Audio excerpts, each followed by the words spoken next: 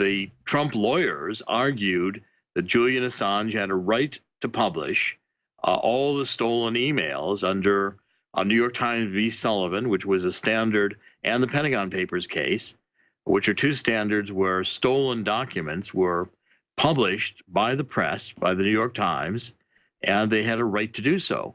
Now, if Trump's lawyers are out arguing for that, and then this recent article today, WikiLeaks is saying that basically the grand jury proceedings are over, and the State Department on Iran put out a similar statement about how the United States government supports the right of free speech of the Iranian people.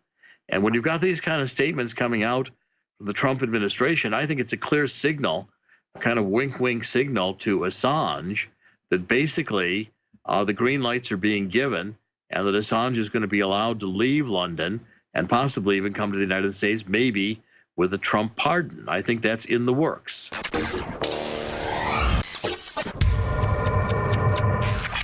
Julian Assange, to give us the latest information on Trump clearing the way in multiple court hearings to pardon Assange or allow Assange to return to the United States, is now taking place. And joining us is Dr. Jerome Corsi, the DC news director for Infowars.com. Follow him on Twitter at Jerome_Corsi to give us the latest. Dr. Corsi, thanks for coming on. Alex, great to be back with you. Thank you very much. So you can encapsulate it. This is pretty big, just like you broke the Arpaio deal and engineered that. Tell us what's happening. Well, we've had a series of steps here by the Trump administration. First of all, this week we noticed arguing in Roger Stone's case where he was basically being charged with Russian collusion.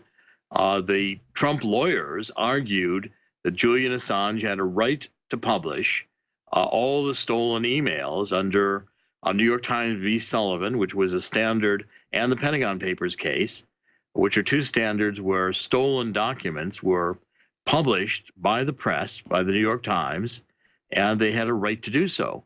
Now, if Trump's lawyers are out arguing for that, and then this recent article today, WikiLeaks is saying that basically the grand jury proceedings are over, and the State Department on Iran put out a similar statement about how the United States government supports the right of free speech of the Iranian people. And when you've got these kind of statements coming out from the Trump administration, I think it's a clear signal, a kind of wink-wink signal to Assange that basically the green lights are being given and that Assange is going to be allowed to leave London and possibly even come to the United States, maybe with a Trump pardon. I think that's in the works. Continue, please. Well, you put it together with things that are happening internationally. I mean, first of all, we've been reporting very seriously on this QAnon, who started reposting today, by the way, and QAnon made it clear in a post on Christmas that essentially there was going to be an operational plan to get Assange out of London over the 5th and 6th of January, which is this week. You've had Sweden has dropped criminal charges against Julian Assange, and you've also had the basic announcement in the UK on a tribunal that Assange's media. So he needs to move while everything's been cleared before new stuff from deep state pops up. Yeah, and I think that these are a series of events that have occurred in sequence, which to me make it pretty clear that, one after the other, the path is being opened for Assange to leave the Ecuadorian embassy. That's right. We'll be right back, ladies and gentlemen, with Dr. Jerome Corsi. This is big because it's the right thing to do, too. Support this network, and not only support us, but trigger the verified libtards on Twitter. They had an absolute meltdown a few days ago. They found an ad that I had cut for Brain Force, which, by the way, you should also get at InfoWarsStore.com. Always use the opportunity to promote it even more. They had a meltdown over an ad that I cut in April, and they found it like it was some secret, and they were like, oh my God, this is the funniest thing ever. So they literally had an autistic screeching fit over an ad of me promoting Brain Force, which is a nootropic, which like literally half the people in Silicon Valley take, which everybody has their different brand of. Oh, but when InfoWars does it, it's bad and it's funny somehow. If that's the best they've got, we advertise products that got 5-star independent reviews that you see right there on InfoWarsStore.com. Brain Force Plus. They had an absolute meltdown. It was hilarious. They wrote, Vice.com. Listen, if this is the best they've got against yours truly, I advertised Brain Force 6 months ago. Everybody in Silicon Valley takes some kind of nootropic. This isn't like some hokey snake oil. I mean, Joe Rogan built his entire podcast on selling his version of the exact same product. You're gonna go after Joe Rogan too? Absolutely incredible that they had all these massive hissy fits over me making an ad for Brain Force. Well, here I'm making another one right now. You're gonna get triggered over this? Good. We'll sell even more bottles of it. You're literally making InfoWars and me money with your autistic hissy fits. Carry on with your autistic screeching, because it's a lot funnier from my perspective. If that's all you've got, it's quite pathetic at this point. Get your Brain Force right now. Brain Force Plus, personally recommended by me at InfoWarsStore.com. And now get Brain Force Plus at 50% off for a limited time at InfoWarsStore.com. Hey everyone, welcome back to You Are Free TV, and we've got so much to report on, so I'm just going to jump right in. Julian Assange tweeted out yesterday, I think, that the net worth of Donald J. Trump before taking office was $4.5 billion. The net worth of him now is $3.5 billion. So he has gone down in $1 billion worth of his own money in the last year since taking office. Okay. Then, if we look at Hillary Clinton, this is all from Julian Assange's tweets.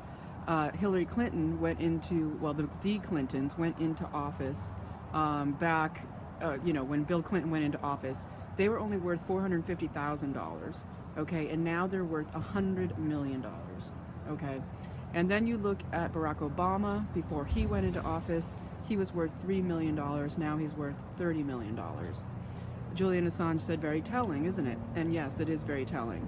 And the reason it's very telling is that we can see who's using their office to make monetary gain on a large, massive scale, and who is going into office actually serving the office and using their money to support what we're seeing go on right now. And I think it's very likely it will come out in the future that one of the reasons we're not able to do a forensic audit on Trump is that he has been using his own personal funds to fund some of this deep state takedown. And we already know that he has also foregone his salary as U.S. president. So that is very telling right there. To jump in with the rest of it, there's basically Julian Assange lost his Twitter account yesterday. It went down for a short period of time. When it came back up, it was very different in the sense that he was following 24 other people. So he caught the attention of the nation and worldwide that his account was taken down. And we don't know if he took it down or who took it down, but that it was gone. And then it came back up, and there was 24 more followers on it. And these 24 followers that he's following, which he usually only just follows WikiLeaks. So he was following a number of players, and these players appear to be possibly the suspects in the annex or the executive order, who they're going after with these asset seizures. Okay, so who is listed on that? Tons of United Nations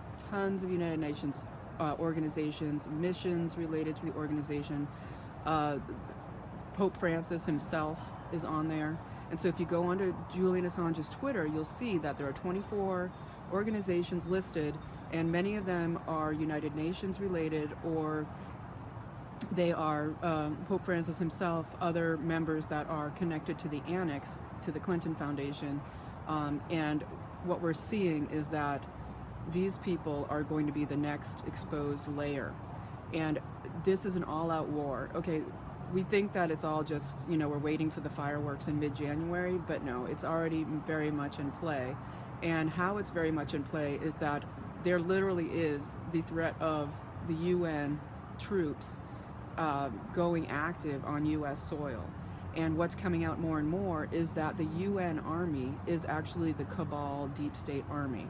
It is, the UN army is probably going to prove to be the center of the military arm of enforcing the UN child trafficking, human trafficking, drug trafficking enterprise.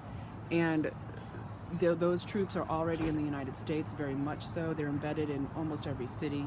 They came in through the Strong Cities Foundation, which is a public-private partnership worldwide that is using taxpayer funds to fund basically a global police force that is going to be used against the citizens of the nations that it's located in.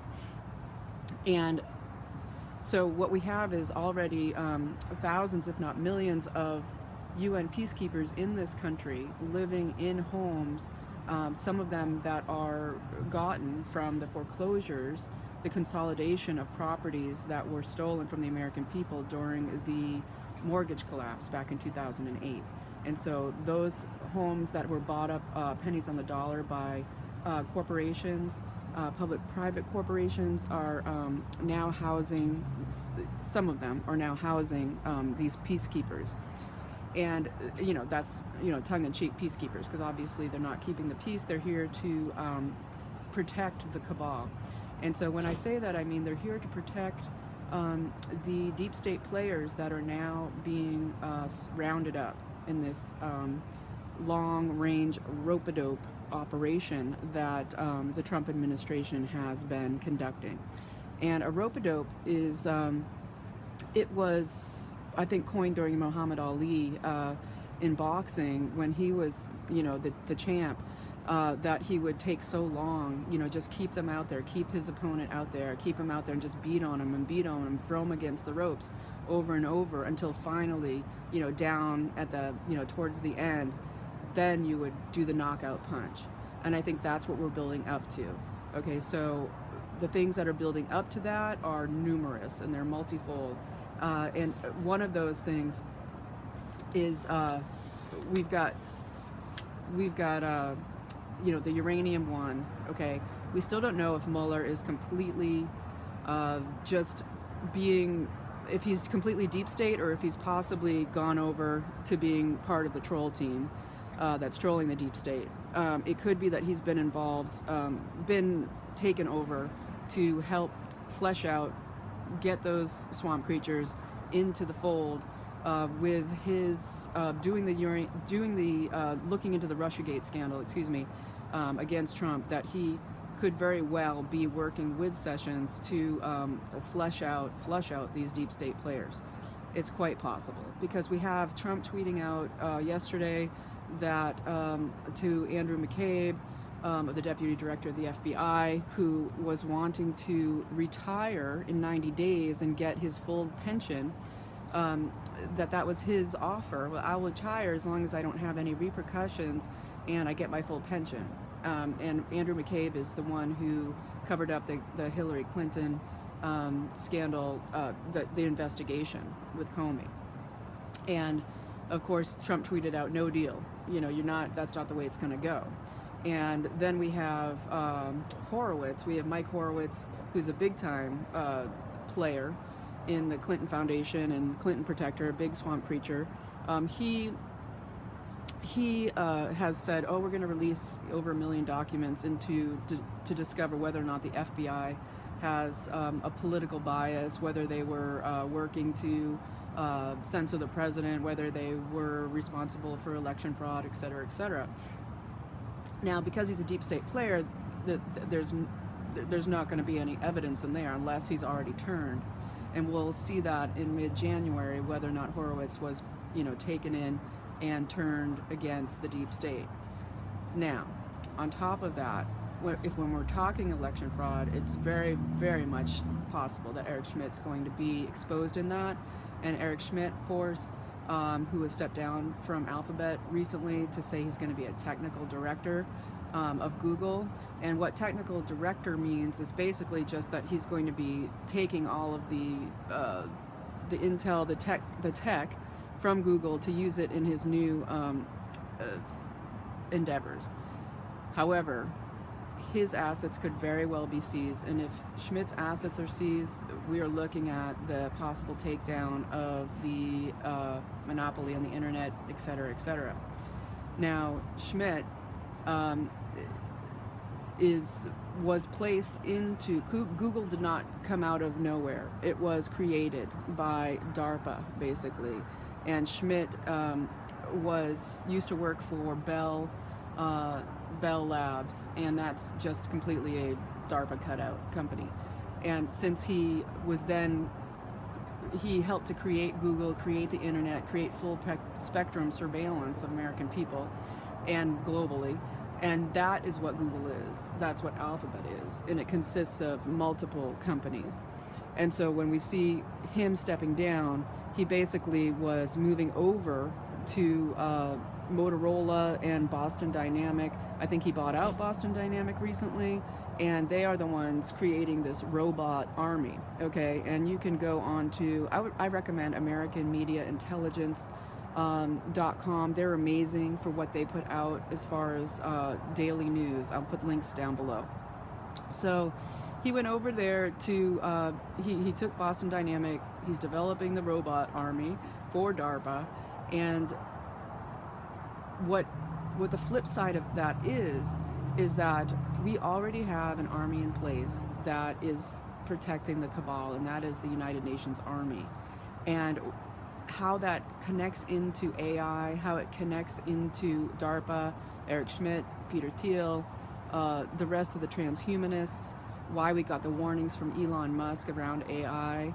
These things are all tied together, and we're not going to know exactly what is happening with every single person. We know that Obama has been completely confirmed that he was funding Hezbollah, that he absolutely was doing global drug trafficking, cocaine trafficking to fund Hezbollah and other Muslim Brotherhood enterprises. Okay, we know that Fast and Furious is out, and that ISIS has completely been armed and created by the CIA and the Clinton Foundation, Obama, etc. Now we're waiting to see, is in this annex to the executive order, is there going to be exposure about Gulen? Gulen is the terrorist from Turkey who has now, he is in charge of over 800 charter schools in the United States. Okay, and this is places where they are trying to push the deep state agenda 2030, globalist ideas, and it's also a massive money laundering situation. So Gulen, he was brought in by the Clintons, and he was put into a compound in the Poconos up in Pennsylvania in the mountains, and funded, enormously funded by the U.S. government. Now, if his assets get seized, it means that, again, we get another layer of capturing these deep state players who have been inserting, using the Islamic extremism to be a takeover of the United States. And that is not a myth, that is truth. And there's multiple, I will put some links down below where you can find out more about that and find out about Gulen. Where you can go, the best source you can go is newsbud.com. They are a company of whistleblowers who have done the best work in this country to restore our republic and expose what is happening with deep state bureaucracy on Capitol Hill. Now, I just want to mention a couple more things before we go. These are just a little bit random, which is that we have, when Julian Assange claimed to have made a dump recently, a new dump of material, it's not quite clear yet how fresh that is or if that's a redo of past material, but we do know that the Navy put out a strange information on their tweet earlier today saying that they mistakenly tweeted out Julian Assange in their tweets, and that was a mistake by an authorized user, etc., etc. But they also mentioned the digital exchange part of the Navy, and the digital exchange office in the White House, it actually comes out of DARPA and was actually created by Eric Schmidt. So that is pointing towards a seizure of Schmidt assets, in my opinion. And I think that there is very clearly a connection with Julian Assange being very much involved in this deep state takedown in real time, and whether that's the real Julian Assange or if it is somebody who has replaced him, we thank you. We thank you so much for your service, sir. And getting a couple more things in there, I want to just throw out this, which has to do with a couple unrelated issues. But no, actually they're very related, but I just want to get them in there. One is the Anderson Cooper freakouts lately, and how it's come out to reveal that photos of, he is a Vanderbilt. Anderson Cooper was the son of Gloria Vanderbilt, and they are huge, extremely wealthy people, very big elite players. And what we have come out recently are these photos that show that the Vanderbilt pool, the pool in the house of the Vanderbilts, indoor pool, it looks exactly like the photos that are in the Podesta art collection of the girls that are lined up with their backs to us, with their hands over their rear ends, looking like they're about to be, abused. And there's these nooses hanging, things to tie them up with. It's very disturbing. I will put links to where you can see those. So Anderson Cooper's being exposed, and he's freaking out. He is a Mockingbird CIA placement into the CNN group, which of course they all are on CNN. And the last thing I want to connect to this is the California fires and the Getty Foundation. There appears to be some connection between what might be happening underneath the Getty Museum. The Getty Center is claimed to be a underground military base, not so much military as deep state runaway civilization. There's a whole area of study to show and prove that all the funds that they've been stealing from the taxpayers have been going into this breakaway civilization, who is the deep state. And so what we're seeing underneath the Getty is that the top 1% have been building these enormous underground bunkers. But under there is said to be the breeding and harvesting of children for their bone marrow, their blood, and also for ritual abuse. So this is all interconnected. These are the players being rounded up in this annex, and they're not going to name them. They're not going to name all of them to the public, and of course they wouldn't, because that would defeat the purpose. But I think I'm going to leave it there for now, folks. This is very exciting. This hashtag fireworks that's coming up mid-January, I think we're already looking at it, and that there's so much happening behind the scenes. We have, General Mattis going down to Guantanamo Bay and, making a visit down there at Christmas. We don't know who they're preparing to bring down there, but we do know there's mass arrests, there's mass people fleeing, billionaires fleeing. We have the Canadian couple that are the pharmaceutical giants that supposedly hung themselves, but really there's no bodies. They've disappeared. People are disappearing, and these are deep state players. So, wow, Merry Christmas to us, and let's hope that the deep state just keeps going. We just keep putting the pressure on, doing citizen journalism, doing prayers, resonance, connecting with each other, spreading the word, keeping support, and really lending your support and energy to those of us who are really looking into this deeply. On that note, if you want to check out my Patreon, there's links down below. Other than that, you can catch me on steemit.com, and I will have more videos coming out later that gets more into the 24 people that Julian Assange is now following. Not people, but organizations, mostly public-private institutions, which are always criminal enterprises, usually feeding off of taxpayer money. So I'll get into those people later. We know Pope Francis is on there. We know that there's tons of UN mission type NGOs on there, and we're going to figure this all out. Thank you all. You are free. Stay free. Be free. Demand freedom for yourself. Okay. Next time.